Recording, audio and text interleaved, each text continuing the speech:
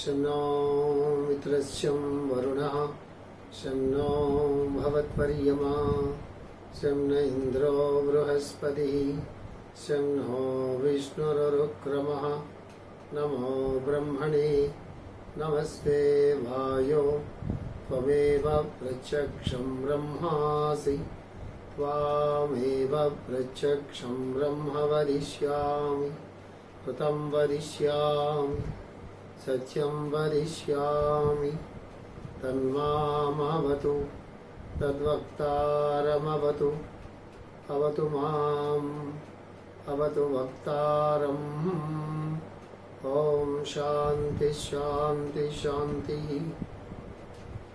Lesson number 9లోకి వెళ్తున్నాం. మనం సౌర కుటుంబాల నిర్మాణంలో ఉన్నాం. మనం సౌర కుటుంబ నిర్మాణం అనే చాప్టర్లో మనం 5th లెసన్లో ఉన్నాం. మనం ఎలాగైతే సూర్యుడు, చంద్రుడు, వాయువు, అగ్ని, ఋతువులు తమ తమ ధర్మాలను నిర్వర్తిస్తున్నాయో అలాగే మానవుడు కూడా నిష్కామముగా ఈ సృష్టిని సేవించడానికి తన వంతు పాత్రను తాను నిర్వహించాలి. ఆత్మస్థాయిలో ఉన్న అటువంటి వ్యక్తికి మాత్రమే గ్రహగోళముల సౌర కుటుంబ విశ్వ నిర్మాణమునకు గురించిన జ్ఞానము తనంతట తానుగా వెల్లడవుతుంది, కానీ ఇతరులకు కాదు. ఇది చాలా సులువుగా అర్థమవుతున్నట్టుగానే ఉంది కదా. దీంట్లో ఏముంది, ఏం చెప్తాను మాస్టర్ గారు?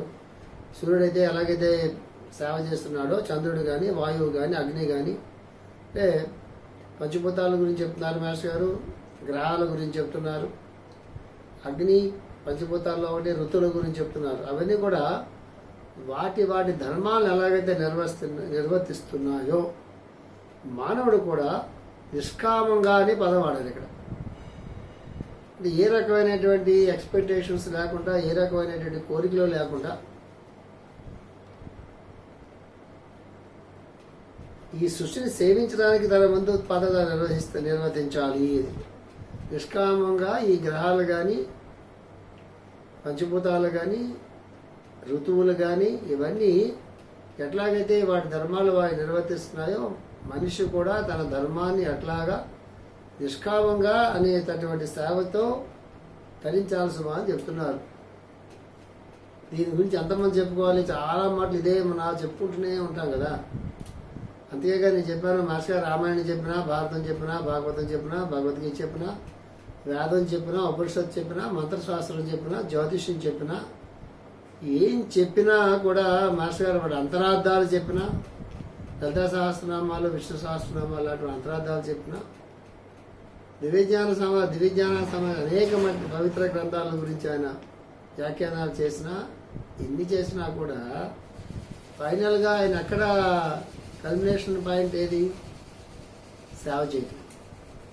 ఆ సేవ చేయడం అనేటటువంటి ఒక ప్రక్రియలోనే ఆయన ఫ్రీగా హోమియోపతి ద్వారా అందరికీ మందులు ఇచ్చి, కన్సల్టేషన్స్ కానీ, మెడిసిన్స్ కానీ ఫ్రీగా ఇచ్చి అదొక సేవాభావంగా చేయాలనేటటువంటిది ఒక అప్లికేషన్ పార్ట్. అది దాని రహస్యం ఈ లెసన్లో మాస్టర్ గారు మనకు రివీల్ చేస్తారు. అది కేవలం సాంఘికమైన సేవ, సమాజ సేవ మాత్రమే కాదు. అది 10 మందికి మనకు తెలిసినటువంటి మందులు ఇస్తున్నాం అనేటువంటిది ఒకటే కాదు. అది ఏంటో మాస్టర్ గారు నెక్స్ట్ చెప్తున్నాను ఇక్కడ. ఆత్మస్థాయిలో ఉన్నటువంటి వ్యక్తికి మాత్రమే గ్రహగోళముల సౌర కుటుంబ విశ్వ నిర్మాణములకు సంకరించిన జ్ఞానము తనంతట తానుగా వెల్లడవుతుంది, కానీ ఇతరులకు కాదు. అంటే ఈ సేవని చాలా సింపుల్ కదా. ఒక డిస్పెన్సరీలో కూర్చొని మందులు ఇస్తున్నాము. చాలా మంది ప్రపంచంలో చాలా సేవలు చేస్తున్నారు, నిస్వార్థంగా చేస్తున్నారు, త్యాగబుద్ధితో చేస్తున్నారు. తమ కుర్రదంతా దారాదత్తం చేసేసి దాన ధర్మాలు చేసేటువంటి వాళ్ళు ఎంతోమంది మహనీయులు, వైరాగ్య సంపన్నులు ఎంతోమంది ఉన్నారు. అయితే ఇక్కడ మాస్టర్ గారు చెప్తుంది ఏంటంటే, అటువంటి ఆత్మస్థాయిలో ఉన్నటువంటి వ్యక్తికి మాత్రమే అన్నారు. ఆత్మస్థాయిలో అటువంటి వ్యక్తి అంటే ఈ సేవ చేసేటటువంటి వాళ్ళందరూ ఆత్మస్థాయిలో ఉంటారా అంటే మాస్టర్ గారి పైన ఏం పదం వాడారు? నిష్కామంగా ఈ సృష్టిని సేవించడానికి తన వంతు సహకారం పాత్ర నిర్వర్తించాలి. నిష్కామంగా సృష్టిని సేవించాల్సిన అని చెప్తున్నారు. అది మనం మిస్ కాకూడదు. ఇది తెలుగులో ఉంది కాబట్టి మనం తెలుగులో ట్రాన్స్లేట్ చేసుకుంటాం కాబట్టి ఈ సెంటెన్స్లో అర్థం కావడానికి ఏముంది, శుభ్రంగా అర్థం అవుతుంది. కానీ అక్కడ ఆగాలి. సృష్టిని సేవించడం అంటే అర్థం ఏంటి? సృష్టిలో ఉన్నటువంటి మానవుడు తప్పిస్తే ఇప్పుడు భూమి తన చుట్టూ తాను తిరుగుతూ సూర్యుడు చుట్టూ తిరుగుతుందండి. దానివల్లే కదా మనకి వెలుగు వస్తుంది, ఆక్సిజన్ వస్తుంది, ప్రాణశక్తి వస్తుంది. ఈ భూమి మనకి చెట్లు, పుట్టలు, నదులు, సముద్రాలు, వృక్షాలు, ఫలాలు ఇవన్నీ ఇవ్వబట్టికే కదా మన భూమి మీద జీవించగలుగుతున్నాము. చిన్న క్రిములు ఉంటాయి. ఆ క్రిమి కీటకాదుల వల్ల మానవుడికి హాని జరగకుండా ఆ క్రిమి కీటకాదుల్ని తినేసి తాను పోషించుకునేటటువంటి పక్షులు ఉంటాయి కదా. అట్లాగే మనం ఏది చూసుకున్నా కూడా ఒక జంతువు తిన్నప్పటికీ కూడా ఆ జంతువుని అది ఆహారంగా తీసుకున్నప్పుడు కూడా అందులో కూడా కొంత కళ్యాణం ఉంటుంది, కొంత శ్రేయస్సు ఉంటుంది. దోమలు విపరీతంగా ఉంటాయి. దోమల్ని తినేసేటటువంటి పక్షులు లేకపోతే మరొకటి వేరే సూక్ష్మ జీవులు ఏవో ఉంటాయి. అలాగా ఎలకలు ఉంటాయి. ఎలకలను తిని పాములు బతుకుతుంటాయి.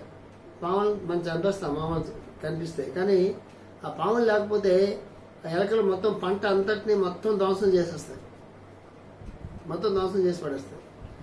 అట్లాగా ఆ జీవిని ఆహారంగా పెట్టి ఆహారంగా తీసుకున్న జీవి బతుకుతుంది. ఆహారంగా అయిపోయిన జీవి కూడా అది కూడా ఏదో పని చేస్తుంది, అది దేనో దీన్ని బతుకుతూ ఉంటుంది. ఇదంతా ఒక సైక్లిక్ యాక్షన్లో ఇది సృష్టిని కాపాడడం కోసం జరుగుతుంటాయి. భూమిని కాపాడడం కోసం జరుగుతుంటుంది. మనం వదులుతున్న గాలిని, కార్బన్ డైఆక్సైడ్ని చెట్లు తీసుకుని ఆహారం తయారు చేసుకుంటాయి. అవి ఆక్సిజన్ మనకి తిరిగి ఇస్తాయి. ఆ చెట్లను చంపేస్తే ఆక్సిజన్ మనం ఎక్కడి నుంచి వస్తుంది? అరణ్యాలు నరికేస్తే ఆక్సిజన్ ఎక్కడి నుంచి వస్తుంది? వర్షాకాలంలో నీళ్ళన్నింటినీ కూడా పైకి తీసుకెళ్లి మేఘాల్లో దాచి ఇప్పుడు వర్షాకాలం వచ్చేటప్పటికి భూమి అంతా చల్లబడిన తర్వాత వర్షం కురుస్తుంది. చల్లబరచడానికి కావాల్సినటువంటి ఔషధి గుణాలతో కూడినటువంటి కానీ లేకపోతే మహావృక్షాలు కానీ లేకపోతే ఎట్లా చల్లబడి ఒక వాతావరణం ఒక అట్మాస్ఫియర్ కల్పించబడి మేఘాల్లో వర్షం కిందకు వస్తుంది? చెట్లు లేకపోతే, అరణ్యాలు లేకపోతే, జంతువులు లేకపోతే, అరణ్యాలు లేకపోతే జంతువులు లేవు. జంతువులు లేకపోతే చాలా నష్టం జరుగుతుంది భూగోళానికి. అంటే ఏంటి? భూగోళం కూడా భూగోళం ఉంది, ఒక ఘనంగా ఉంది, ఒక గ్లోబ్ లాగా తిరుగుతుంది, దాని మానం తిరుగుతూ ఉంటుంది. మనం ఉన్నాం అనుకుంటాం మనం. కానీ నిజంగా ఆ గ్రహాలు కానీ లేకపోతే మిగతా పంచభూతాలు కానీ ఇవన్నీ కూడా అవి మానవ శ్రేయస్సు గురించో, లోక శ్రేయస్సు గురించో, లేకపోతే ఏదైనానండి శ్రేయస్సు గురించి అవి వాటి ధర్మాలు వాటి నిర్వర్తిస్తున్నప్పుడు మనిషి కూడా తన ధర్మాలను తాను నిర్వర్తిస్తున్నాడా? మనిషి తన ధర్మాలను తాను నిర్వహిస్తే మాత్రమే సృష్టి కార్యక్రమానికి అతను సేవ చేసినట్టుగా మనం అర్థం చేసుకోవాలి. అది ఈ సృష్టిని సేవించడానికి తన వంతు పాత్ర తాను నిర్వర్తించాలి. ఎలా పంచభూతాల పట్ల తన పాత్ర తాను నిర్వర్తించాలి, మిగతా జీవుల పట్ల తన పాత్ర తాను నిర్వర్తించాలి, తన తోటి మానవుల పట్ల తన పాత్ర తాను నిర్వహించాలి. ఈ సంఘంలో ఉండేటటువంటి ఒక జీవిగా, ఈ సంఘంలో ఉండేటటువంటి దానిగా తన పాత్ర తాను నిర్వర్తించాలి. ఇదంతా సేవలో భాగం. సేవ అంటే కేవలం మనం అన్నదానాలు చేస్తున్నామో, లేకపోతే వస్త్రదానం చేస్తున్నామో, లేకపోతే ఏమో ధన సహాయం చేస్తున్నామో అనేది ఒకటే సేవ కాదు. వాటిని మించినటువంటి సేవ అది చెప్తున్నారు మాస్టర్ గారు. అట్లాంటి ఒక అవుట్లుక్ వచ్చినప్పుడు అంటే ఏంటి? మనం మన జీవితం, మన కుటుంబం అనేది కాకుండా మనం ఏ భూమి మీద అయితే బతుకుతున్నామో ఆ భూమి మీద ఉండేటటువంటి సమస్త జీవరాశులకి, ఆ భూమి మీద ఉండేటటువంటి పంచభూతాలకి, సో నదులకి, సరస్సులకి, చెట్లకి, ఔషధులకి అన్నిటికీ కూడా సేవ చేయాలి. సేవ చేయడం కూడా కాదు యాక్చువల్గా మన రుణం తీర్చుకోవడం అనాలి. యాక్చువల్ అది సేవ అని కూడా అనుకోవడానికి లేదు. అది మన తాలూకు రుణం మనం తీర్చుకుంటున్నాం అని అనుకోవాలి. ఎందుకంటే వాటి వల్ల మనం జీవిస్తున్నాం. అది మనకు గుర్తుంటుందా? అంచేతే మానవుడే తన వినాశనానికి తానే కారణం అవుతాడు సుమా అని మనం అర్థం చేసుకోవాలి. అది సృష్టి నిర్మాణంలో మన వంతు పాత్ర మనం నిర్వర్తించడం అంటే అది ఆత్మస్థాయిలో ఉన్నటువంటి వ్యక్తికి మాత్రమే. అంటే ఆ భావన ఉన్నప్పుడే ఆత్మస్థాయిలో మనం జీవించగలుగుతాం. ఆ భావన లేనటువంటి వాడు ఆత్మస్థాయిలో జీవించలేడు. ఎందుకు జీవించలేడు అంటే తన స్వార్థం గురించో, తన స్వలాభం గురించో, తన క్షేమం గురించో, తన కుటుంబం గురించో తను జీవిస్తున్నంతకాలం ఇండివిజువాలిటీ అండ్ పర్సనాలిటీ లేవని మనం చాలా మాటలు చెప్పుకున్నాం కదా, ఆ స్థాయిలోనే మన తాలూకు ప్రజ్ఞ అనేది పనిచేస్తుంటుంది తప్ప ఆత్మస్థాయి వరకు వెళ్ళదది. అది మాస్టర్ గారు చెప్తున్నారు. అంటే ఆ ఆలోచన రావటమే మనం ఒక స్టెప్ పైకి వెళ్ళినట్టు. ఆలోచన వచ్చిన తర్వాత ఆ రకమైనటువంటి సేవ మనం చేద్దాం అనుకోవటం అని కలగటమే సెకండ్ స్టెప్ పైకి వెళ్ళినట్టు. ఆ సేవ చేయటంలో ఒక ఆనందాన్ని మనం పొందటమే ఆత్మస్థాయిలోకి మనం తీసుకెళ్తుంది. ఇది చెప్తున్నారు. చెప్పి వారికి మాత్రమే గ్రహగోళముల సౌర కుటుంబ విశ్వ నిర్మాణములకు సంబంధించిన జ్ఞానము తనంతట తానుగా వెల్లడవుతుంది, కానీ ఇతరులకు కాదు. వాళ్ళకి ఆ జ్ఞానం తనంతట తానుగా వ్యక్తం అవుతుంది. ఇది చాలా ఇంపార్టెంట్. అంటే మనం పుస్తకాలు చదువుకొని తెలుసుకోవటం కాదు, మనం జ్ఞానాన్ని సంపాదించుకోవటం కాదు, మనం ఏదో ఎక్కడి నుంచో మనం బయట నుంచి తెచ్చుకోవటం కాదు. తనంతట తానుగా వ్యక్తం అవుతుంది సుమారు, తనంతట తానుగా విచ్చుకుంటుంది మన లోపల నుంచి, తనంతట తానుగా మనలోకి దిగొస్తుంది. అది చెప్తున్నారు ఇక్కడ మాస్టర్ గారు. కానీ ఇతరులకు కాదు. పరిపూర్ణ జ్ఞానాన్ని పొందిన వ్యక్తి కూడా దాన్ని ఇతరులకు పూర్తిగా అందించలేడు. ఎందుకంటే అంటే తనంతట తానుగా దిగి వస్తుందని చెప్పి మాస్టర్ ఎందుకు వాడుతున్నారంటే, పరిపూర్ణ జ్ఞానాన్ని పొందినటువంటి వ్యక్తి కూడా ఇతరులకు తను అందించలేడు సుమా అని చెప్తున్నారు. అంటే అర్థం ఏంటి? మానవుడి పరిపూర్ణ జ్ఞానాన్ని పొందడానికి ఉండే అవకాశాలు చాలా తక్కువ. ఎప్పుడు తనంతట తానుగా తన తెలివితేటలతోనో, లేకపోతే తన తాలూకు మేధస్సుతోనో, తన గ్రంథ పఠనంతోనో, లేకపోతే మిగతా వాళ్ళు చెప్పిన విషయాలు విని నేర్చుకోవడంతోనో దాంతో పరిపూర్ణ జ్ఞానం రాదు సుమా అని చెప్తున్నారు. చెప్పి ఇతరులకు అందించలేడు. దీనికి కారణం భాష యొక్క పరిమితత్వం అతని నోటికి తాళం వేసి రహస్యాన్ని కాపాడుతానని అతను చేసిన వాగ్దానాన్ని నిలబెడుతుంది. ఆ జ్ఞానాన్ని అతను సాహిత్యపరంగా వెల్లడించినా కానీ అది సేవాపరంగాను ధర్మపరంగాను అర్హత కలిగిన వ్యక్తులకు మాత్రమే ఆకర్షిస్తుంది, కానీ మేధావులను ఆకర్షించదు. అంటే సాహిత్యపరంగానో మరో పరంగానో అతను ఎంత విజ్ఞానాన్ని సంపాదించుకున్నప్పటికీ కూడా సేవాపరంగాను ధర్మపరంగాను అర్హత కలిగిన వ్యక్తులను మాత్రమే ఆకర్షిస్తుంది. సేవాపరంగా కానీ ధర్మపరంగా అంటే అర్థమేంటి ఇక్కడ?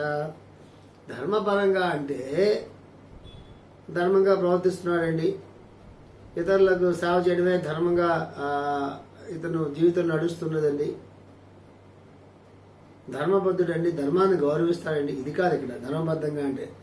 ధర్మబద్ధంగా అంటే ప్రకృతి సహజంగా సృష్టి నియమాలకు అనుగుణంగా, సృష్టి ధర్మాలకు అనుగుణంగా, డివైన్ ప్లాన్ సృష్టి ఒక దివ్య ప్రణాళికకు అనుగుణంగా ఏ పద్ధతిలో ఏ క్రమంలో ఈ గ్రహాలు కానీ లేదా నక్షత్రాలు కానీ లేకపోతే గోళాలు కానీ ఈ భూగోళం కానీ పంచభూతాలు ఇవన్నీ ఏ క్రమంలో ఏ పద్ధతిలో నడుస్తున్నాయో అది ధర్మబద్ధంగా అంటే. అక్కడ ఎప్పుడు అధర్మం ఉండదు, అవి గతులు తప్పవు, వాటి తాలూకులో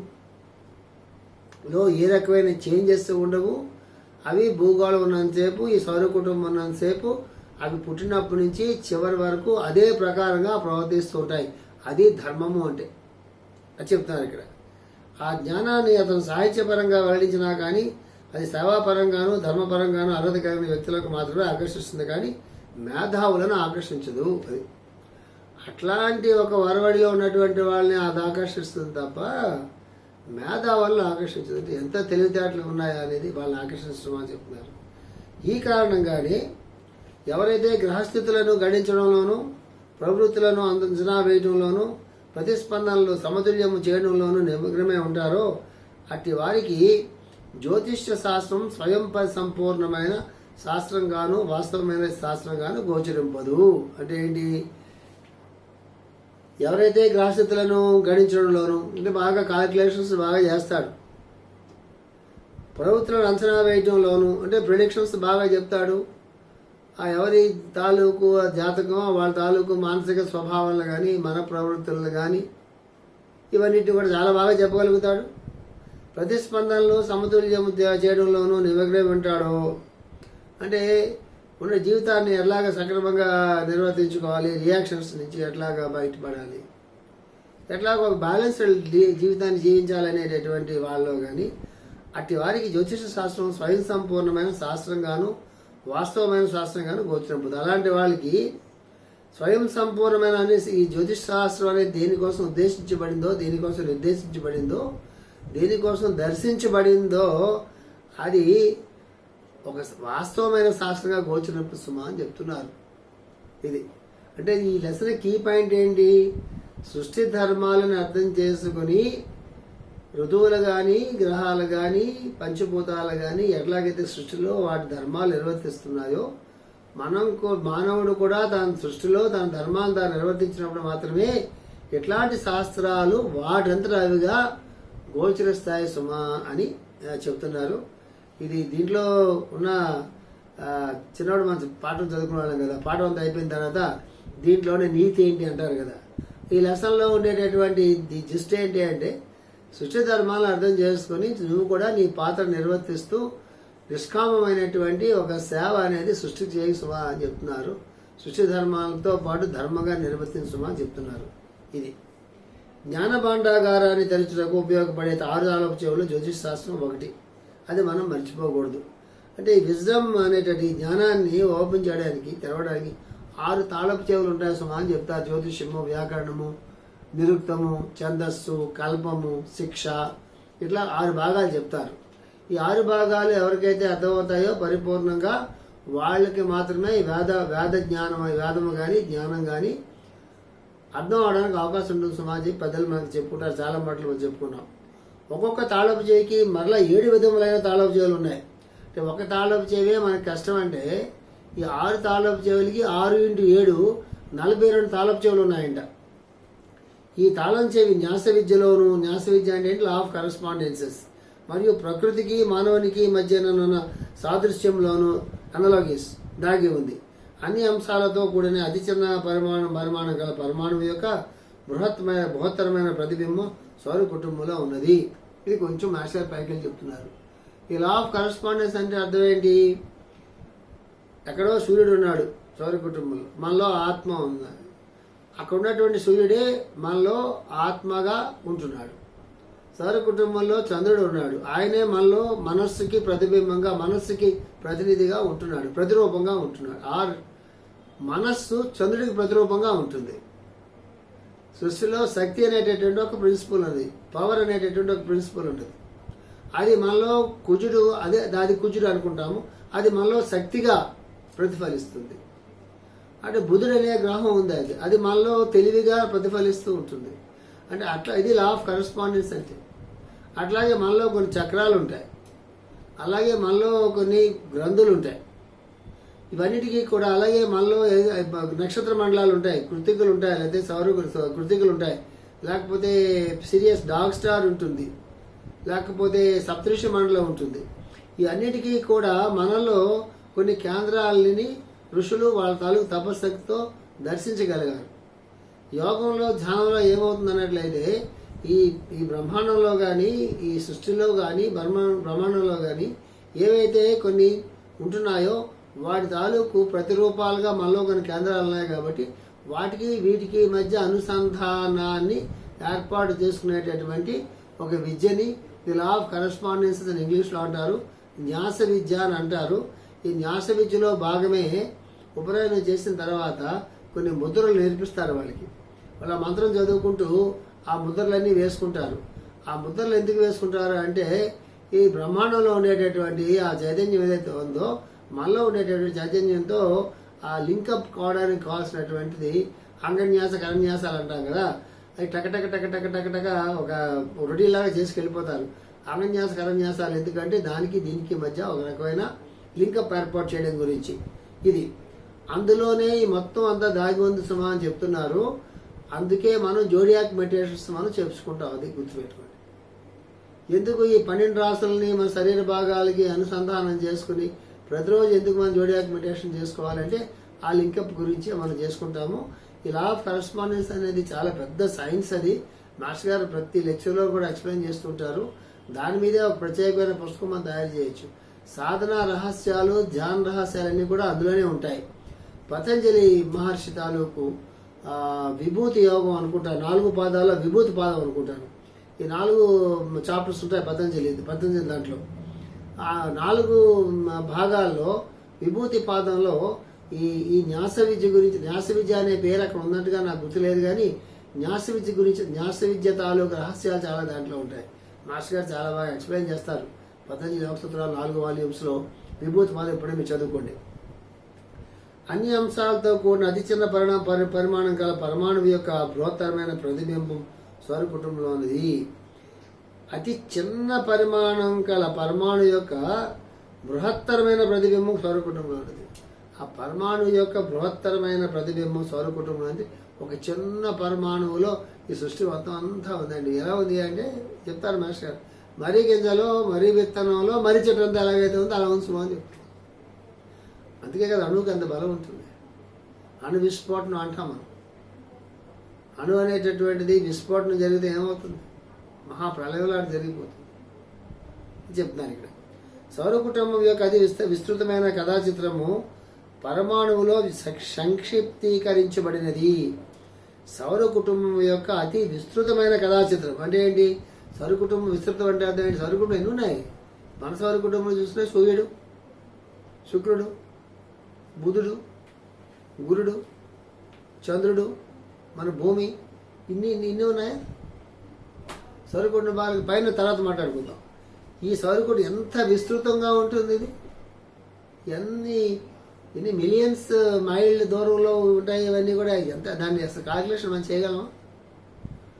అదంతా కూడా పరమాణువులో సంక్షిప్తీకరించబడిన చిన్న పరమాణువులో ఇదంతా కూడా బీజప్రాయంగా ఉంది సుమా అని చెప్తారు. అంత విస్తృతంగా ఉన్నది చిన్న పరమాణువులో ఉంది సుమా. ఈ చిన్న పరమాణువే అట్లా అట్లా అట్లా అట్లా విస్తరిస్తే ఒక సౌర కుటుంబంగా అవుతుంది సుమా. ఎట్లా అవుతుంది అంటే మళ్ళీ మామూలే మరి గింజలు, మరి విత్తనంలో, మరి చెట్టు అంతా ఉన్నట్టుగా ఈ పరమాణువులో మొత్తం సృష్టి అంతా ఉంది సుమా. సౌర కుటుంబం ఉంది సుమా.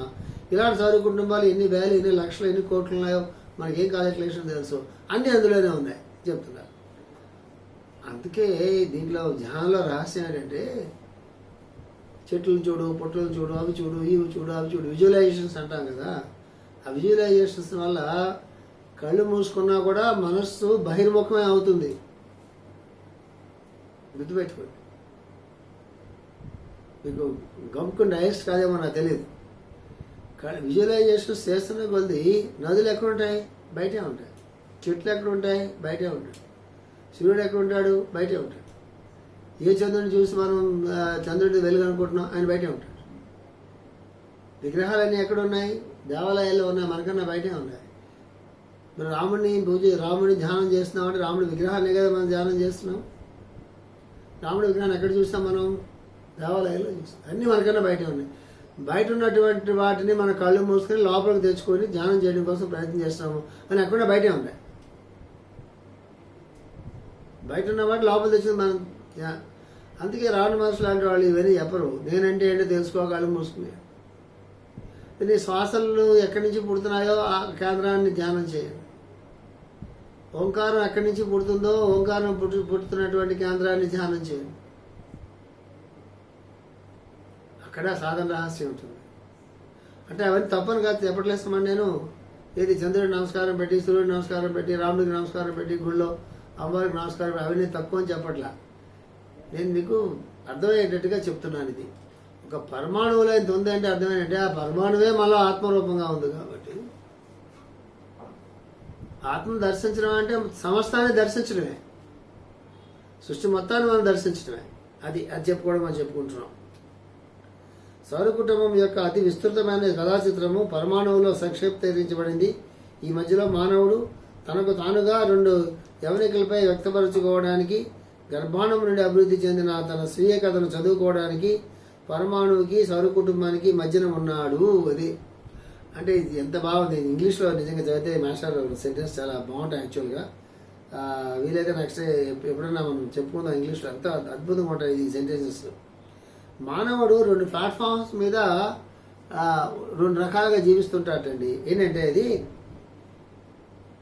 గర్భం నుండి అభివృద్ధి చెందిన తన స్వీయ కథను చదువుకోవడానికి, గర్భంలో నుంచి బయటికి వచ్చినటువంటి తన స్వీయ చదువుకుంటే గర్భంలో ఎలా పడ్డాడు, ఒక బిందువుగా ఒక బుడగలాగా ఎట్లా పడ్డాడు, తర్వాత బుడగలాగా పడిన తరువాత అది క్రమక్రమంగా 9 మాసాలు అయిన తర్వాత పరిపూర్ణమైన శిశువు ఎట్లా తయారైంది.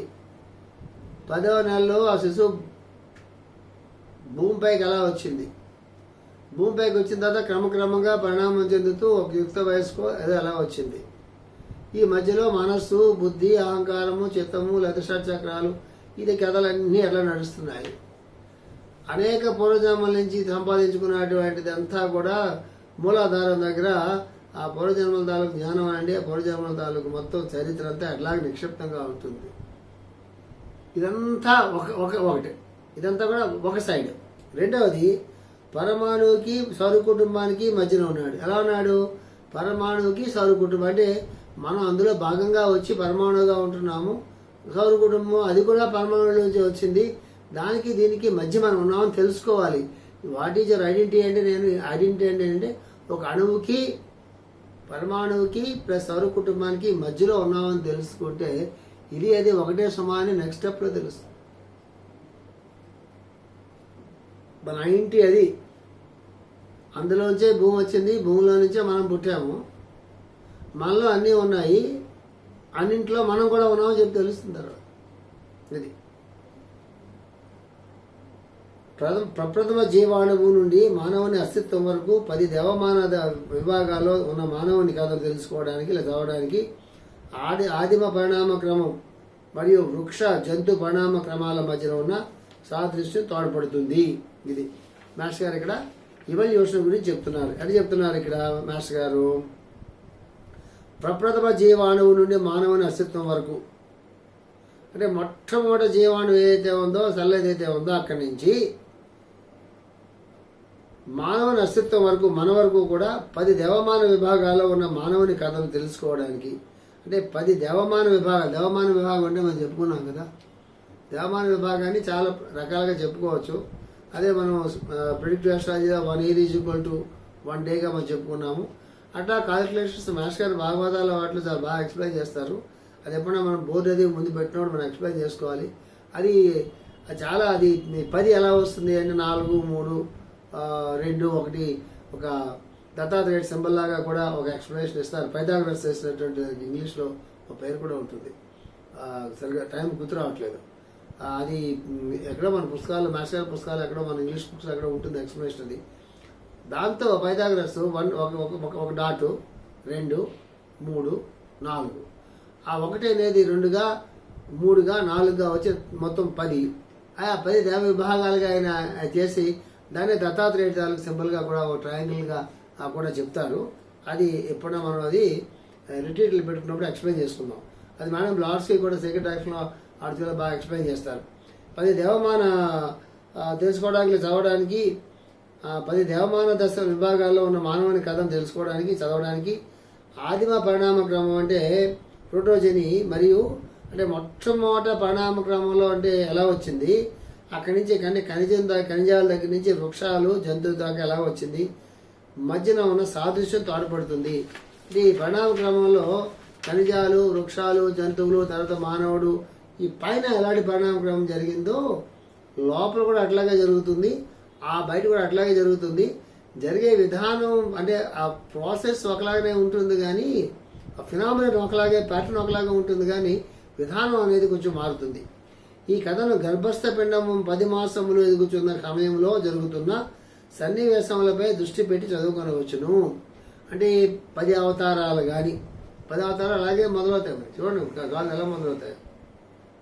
భూమి మీద వరాహ అవతారం, భూమి మీద అది మత్స్యావతారం, తర్వాత మత్స్యావతారం అది సముద్రంలో జలాల్లో, అట్లాగా నరసింహ అవతారం దాకా వచ్చేటప్పటికి సగం మనిషి సగం జంతువు, వామన అవతారం దాకా వచ్చేటప్పటికి మనిషే కానీ పొట్టిగా ఉన్నటువంటి వాడు, అదే పరశురామ అవతారం దాకా వచ్చేటప్పటికి పరిపూర్ణమైనటువంటి మనిషి తయారవుతాడు కానీ క్రోధంతో ఉన్నటువంటి ఉంటాడు. రామావతారం వచ్చేటప్పటికల్లా ధర్మస్వరూపంగా ఈ క్రోధాల్ని, కామక్రోధాల్ని, రాగద్వేషాలని జయించి పరిపూర్ణమైనటువంటి ధర్మస్వరూపంగా ఉన్న ఒక ధర్మస్వరూపంగా మానవ జాతికి ఆదర్శంగా ఉండేటువంటి పరిపూర్ణ మానవ స్వరూపం ఎలా నిర్మాణం అయింది. తర్వాత శ్రీకృష్ణుడు దాకా వచ్చేటప్పటికి మానవుడి తాలూకు స్థితిని దాటినటువంటి ఉత్తమమైన స్థితిలో ఉన్నటువంటి మానవుడి తాలూకు నెక్స్ట్ గోల్. దీన్ని 10 అవతారాలని కూడా మనకి గర్భంలో జీవుడు ఉండేటటువంటి 10 నెలల్లో ఉండి 10వ మాసంలో బయటకు వచ్చేదానికి ఈ 10 అవతారాలకు కూడా సమన్వయం చేసేటటువంటి చాలా పుస్తకాలు ఉన్నాయి. ఎప్పుడైనా మాస్టర్ గారు భాగవతంలో చెప్పుంటారని అనుకుంటున్నాను. చాలా కాలం ఇది భాగవతం చదివి, అది మళ్ళీ మనం చెప్పుకుందాము. అంటే నేను మళ్ళీ మీకు ఏం చెప్తున్నాను, ఎందుకు మాస్టర్ గారు అనే పుస్తకాలు చదువుకోమన్నారు? ఆ పుస్తకాల్లో ఇవన్నీ ఎక్స్ప్లెయిన్ చేసి ఉంటాయి. ఎక్స్ప్లెయిన్ చేసిన దాన్ని మాస్టర్ గారు ఆ డీటెయిల్స్లోకి వెళ్లకుండా ఒక సూత్రంలాగా, ఒక ప్రిన్సిపల్ లాగా చెప్పి వదిలిపెట్టేస్తున్నారు. ఇది మనకు అర్థం అవుతున్నట్టుగా ఉంటుంది. మనకు అర్థం అవడం చాలా కష్టం. నేను మీకు ఏం ఎక్స్ప్లెయిన్ చేయాలి? నిజంగా అయితే 10 అవతారాలు వాటిని సైంటిఫిక్గా ఎక్స్ప్లెయిన్ చేయాలి. 10 మాసాలు గర్భంలో ఒక చిన్న బుడగ అనేటటువంటి ఎలా తయారవుతుంది, తర్వాత తలకాయ ఎలా కట్టుకుంటుంది, తర్వాత కళ్ళు ఎలా కట్టుకుంటాయి, తర్వాత వెనుముక ఎలా కట్టుకుంటుంది, ఈ 10 మాసాలని కూడా 10 అవతారాలతో కూడా సమన్వయపరిచి చెప్తే ఈ లెసన్ మీకు చెప్పినట్టు అవుతుంది. నేను చెప్పట్లేదు కదా. ఇది చెప్పట్లేదంటే అది చెప్పాలంటే ఏం చేయాలి? నేను మళ్ళీ ఏ భాగవతంలో నుంచో మాస్టర్ గారు చాలా విస్తృతంగా చెప్పిన దాన్ని పట్టుకొచ్చి దాన్ని మళ్ళా సంక్షిప్తీకరించి దీనికి మళ్ళీ పిండంలో ఉన్నటువంటి 10 మాసాల గురించి చెప్పాలంటే దానికి మళ్ళీ కొన్ని పుస్తకాలు చదువుకొని దాన్ని సమన్వయపడి చెప్పాలి. చెప్తే ఈ ఒక్క సెంటెన్స్ నేను మీకు చెప్పిన వాడిని అవుతాను. నేను మీ ఎగ్జాంపుల్ కోసం చెప్తున్నాను. ఎందుకంటే అర్థమవుతున్నట్టుగా ఇది అర్థం కావడం ఏముంది అనిపిస్తుంది. మనకేం అర్థమైంది దాంట్లో? ఇప్పుడు కూడా నేను ఏం ఎక్స్ప్లెయిన్ చేశాను? నేనే ఎక్స్ప్లెయిన్ చేయలేదు కదా మీకు. అది ఈ పుస్తకాలు ఉండే ఎందుకు ఆయన పుస్తకాలు చదువుకోమన్నారంటే అవన్నీ అట్లా ఎక్స్ప్లెయిన్ చేసి ఉంటాయి. దాన్ని నేను ఒక ప్రిన్సిపల్గా చెప్తున్నారు. అంటే ఏంటి, ఆ బ్యాక్గ్రౌండ్లో మనం చదువుకుంటే టక్కన లోపల సమన్వయం టక్కన మనకి ఫిక్స్ అయిపోతుంది అనమాట. దాని సీరియస్నెస్ తెలుసుకోవడం కోసం మీకు చెప్తున్నాను. మళ్ళీ వచ్చే లెసన్లో మళ్ళీ చెప్పుకుందాం. స్వస్తి ప్రజాభ్య పరిపాలయంతాం న్యాయేన మార్గేణ మహీషా గోబ్రాహ్మణేభ్య సోమస్తు నిత్యం లోకా సమస్త సుఖినో భవంతు. ఓం శాంతి శాంతి శాంతి.